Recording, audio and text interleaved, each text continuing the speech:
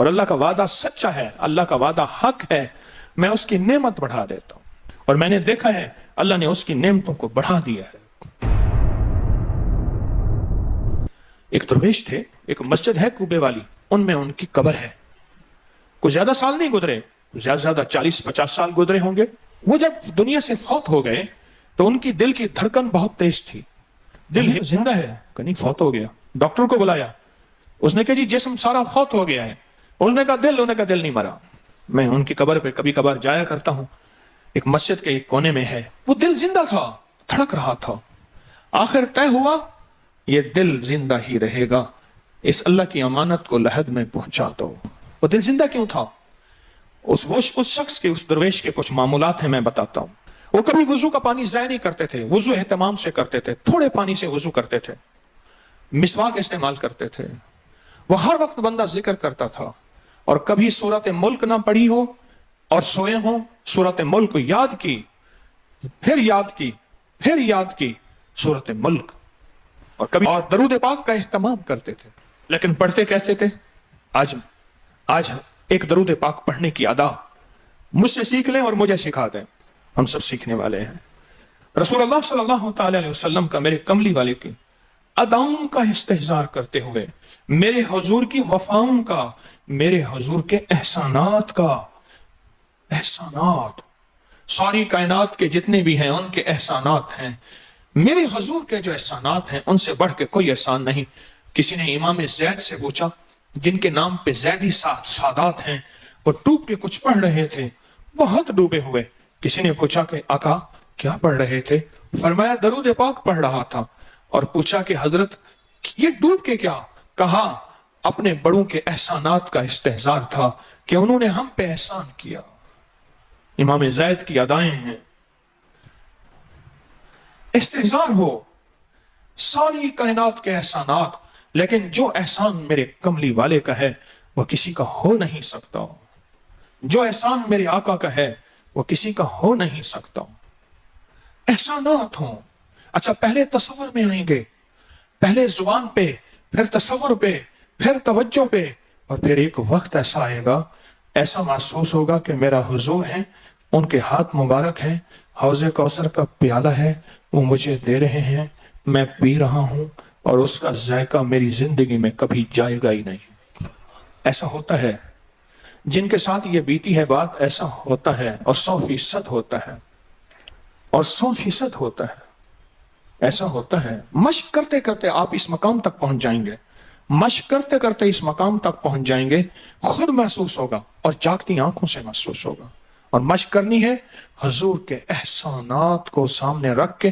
ایک تصویر تو درود پاک پڑھ لیا کریں زندگی میں، روز ایک، چاہے زندگی یعنی دن میں کسی وقت بھی صبح شام پڑھ لیں بہتر ہے، ورنہ ایک تصویر ایسی جس میں حضور کے احسانات ہوں کہ یا رسول اللہ آپ کی برکت سے آج میری پیشانی سجدوں میں ہے، یا رسول اللہ آپ کی برکت سے آج میں آپ سے مانگنے والا، آپ کے رب سے مانگنے والا ہوں اور اس کے غیر سے مانگنے والا نہیں ہوں، یا رسول اللہ آپ کی برکت سے میں قرآن کا حامل ہوں، سجدوں کا حامل ہوں، نماز کا حامل ہوں، اور آپ کی برکت سے یہ ملا مجھے نیکیاں، یہ عبادتیں، یہ سعادتیں، یہ راحتیں، یہ رحمتیں، یہ برکتیں، یہ خیریں ملی، یا رسول اللہ آپ کی برکت سے۔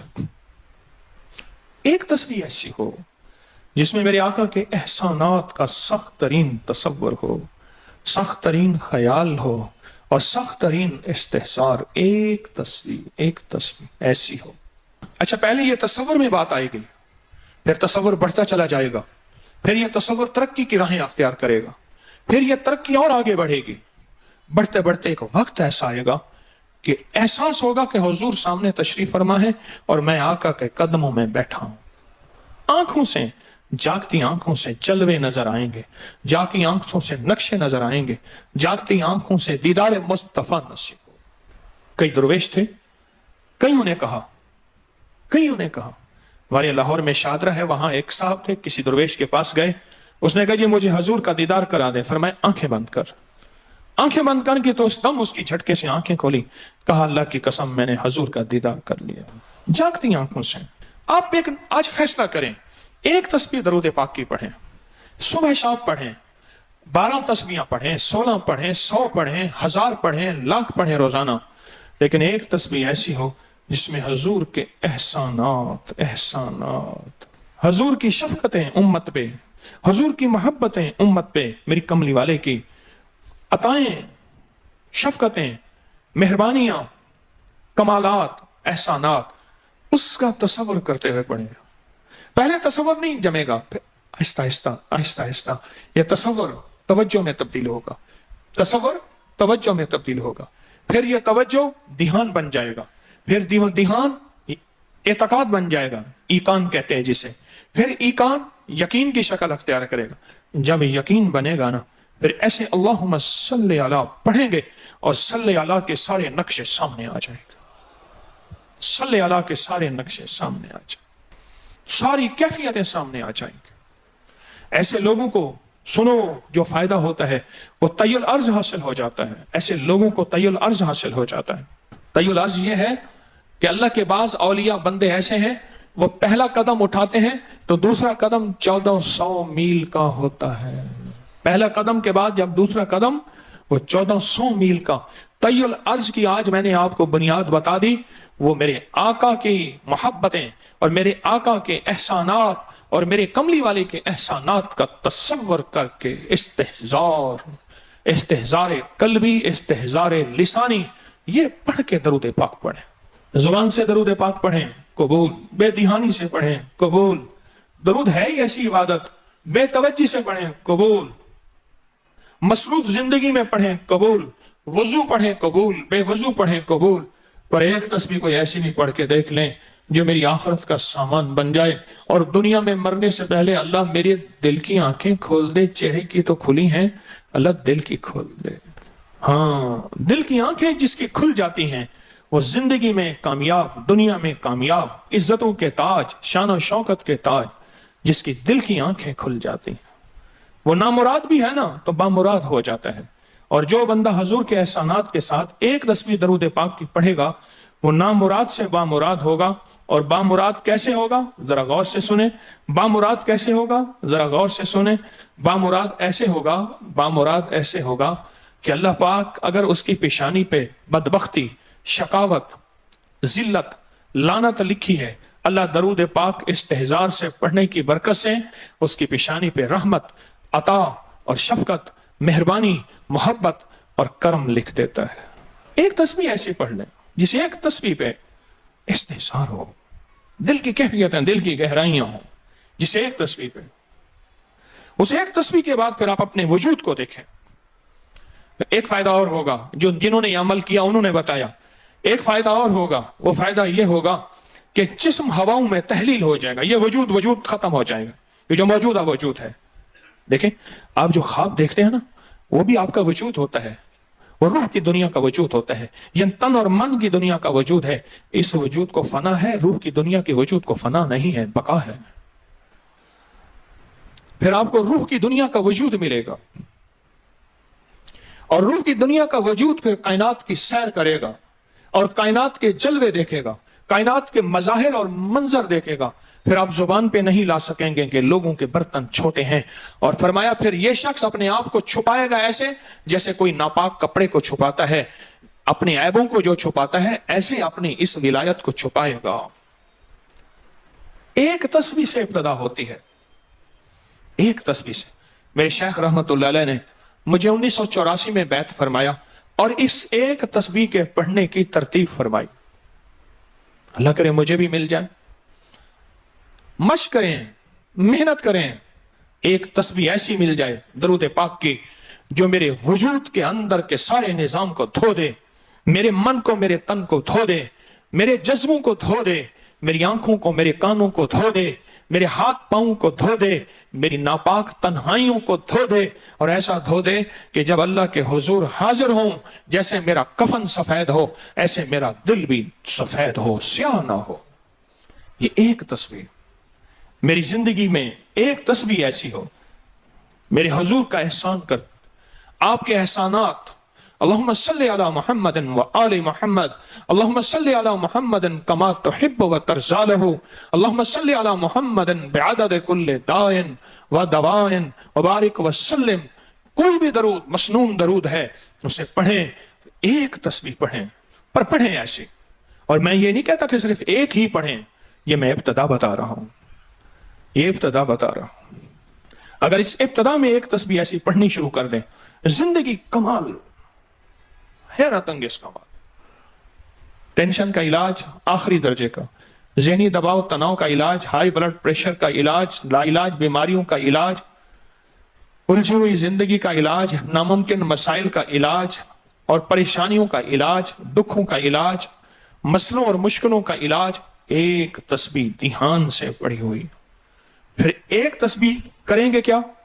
ये फरिश्तों को हदिया करें कि मेरे आका की बारगाह में पहुंचाएं। नेक जमजम की रूहें उनको हदिया करें, मेरे आका की बारगाह में पहुंचाएं। और अल्लाह के नेक वलियों को, सालिहीन को हदिया करें और नेक जिन्नात को हदिया करें। हाँ, ये एक तस्बीह हदिया करें। फरमाया किताबों में है, जितनी भी नेक रूहें हैं इस दुनिया में, कायनात में जहां भी वो बंदा फौत होता है, हर नेक रूह, जन्नती रूह जमजम के कुएं में उसका कयाम है, उसका मस्कन, उसका कयाम जमजम के कुएं में है। और जितनी भी बदकार रूहें हैं वो दुनिया में जहां भी मरे, उनका कयाम बरहूत एक कुआं है जो यमन में है, उस कुएं में उनका कयाम है। हज़रत शेखुल हदीस ने अपनी किताब में लिखा रहमतुल्लाह अलैह ने, फरमाया कि एक शख्स था, अमानतें रखता था, लोग अमानतें उसके पास रखते थे। एक शख्स अमानत रख के उसके पास सफर में गया, अरसे के बाद आया तो वो फौत हो गया था। बेटा अमानत देने से इनकारी था, परेशान हुआ, मक्का के दरवेशों के पास गया कि क्या करूं। फरमाया रात के आखिरी पहर में जमजम के कुएं पे जा और आवाज दे उस शख्स को जो अमानतें रखता था, तुझे पहली आवाज में जवाब देगा और तुझे बताएगा कि तेरी अमानत कहां है। रात के आखिरी पहर में गया, सलाम किया, उस शख्स को आवाज दी, आवाज ना आई, फिर आवाज दी, जवाब ना आया, फिर 3 बार, आखिर वापस आया। सुबह दरवेशों के पास फिर गया, कहने लगे इन्ना लिल्लाहि व इन्ना इलैहि राजिऊन। लगता ऐसे है कि वो जमजम के कुएं की रूह नहीं है, लगता है किसी खता की वजह से किसी पकड़ में है। जाओ यमन में बरहूत के कुएं पे, वहां जाके आवाज दो। वो फिर सफर करते हुए बरहूत के कुएं में गया, रात के आखिरी पहर में आवाज दी तो पहली आवाज में जवाब मिला, तेरी अमानत मौजूद है और वो तेरी अमानत फला जगह पड़ी है, उसको खोद के निकाल ले। और पूछा आप यहां कैसे? कहा कि बस कोई अमल ऐसा हो गया था जिस अमल की वजह से मैं इस वक्त बदकार रूहों के साथ हूं। जितनी भी नेक रूहें हैं पूरी कायनात में, अज़ल से लेकर अबद तक, आखिरी दम तक, आदम से लेकर आखिरी दम तक, जितनी भी नेक रूहें हैं वो सारी नेक रूहें, वो सारी नेक रूहें जमजम में रहती हैं। जो दरूद पाक पढ़ें, जो नफली इबादत पढ़ें, जो तस्बीहात पढ़ें, जो जिक्र करें, जो हदिया सदका करें, वो क्या करें? सारे फरिश्तों को पहले हदिया कर दें, फरिश्तों को हदिया कर दें। उनमें वो फरिश्ते भी मौजूद होंगे जो मेरे हुजूर के रोजे पे जाएंगे। सुबह फजर के बाद फरिश्ते जाते हैं, फरिश्ते फजर से लेकर असर तक फरिश्ते दरूद सलाम मेरे हुजूर के रोजे पे पढ़ते हैं। फिर डिफ्टियां तब्दील होती हैं, फिर असर से लेकर फजर तक और फरिश्ते आते हैं। और यहां तक रिवायात में आता है कि जो आज फरिश्तों की जिम्मेदारी लगी है, खिदमत लगी है, फिर वो क़यामत तक उनकी खिदमत फिर नहीं आएगी और वो पछताते रहेंगे। इतने फरिश्ते अल्लाह ने बनाए हैं। जो भी दरूद पाक पढ़ें और उसके अलावा इबादत जितनी भी करें, वो सारी इबादत फरिश्तों को हदिया करें। वो सारी इबादत नेक रूहों को हदिया करें जो जमजम के कुएं में रहती हैं, और सारी इबादत फरिश्तों को, रूहों को और जिन्नात को हदिया करें। और उनसे कहें कि अल्लाह से दुआ करें, अल्लाह मेरे ये काम बना दे। फिर काम बनते देखें, फिर मसाइल हल होते देखें, फिर नाकामियां खत्म होते देखें, फिर हालात को इंशाअल्लाह संवरता देखें, संवरता देखें, संवरता देखें। बहुत मैंने ताकतवर वजीफा, बहुत ताकतवर अमल और बहुत ताकतवर एक कुंजी और एक राज दे दिया आपको। बहुत अजब अमल है, बहुत ताकतवर और बहुत हैरत अंगेज अमल है, जो मेरा नहीं सदियों से आजमूदा है, सदियों से आजमूदा है। अल्लाह के दोस्त इसको करते चले आए हैं और अल्लाह के दोस्तों का आजमूदा अमल है बहुत ज्यादा, बहुत ज्यादा। पर एक तस्बीह ऐसी हो जो तवज्जो से, जो एहसानात का तसव्वुर करके, जो मेरे कमली वाले के एहसानात का तसव्वुर करके, तसव्वुर करके, तसव्वुर करके, एहसानात का तसव्वुर करके, एक तस्बीह ऐसी हो, डूब के یا اللہ دنیا میں ایسی جگہ کوئی کہیں ہوتی، یا اللہ دنیا میں ایسی جگہ کوئی کہیں ہوتی، اکیلے بیٹھے رہتے یاد تیری دل نشیں ہوتی۔ کوئی ایسی جگہ ڈھونڈ لیں، نہیں ملتی، کوئی ضروری نہیں اپنے دل کو تنہائیوں میں لے ہیں۔ وہ کیسے؟ دنیا کے مشغلوں میں ہم باخدا رہے، دنیا کے مشغلوں میں ہم باخدا رہے، سب کے ساتھ رہتے ہوئے سب سے جدا رہے، سب کے ساتھ رہتے ہوئے سب سے جدا رہے۔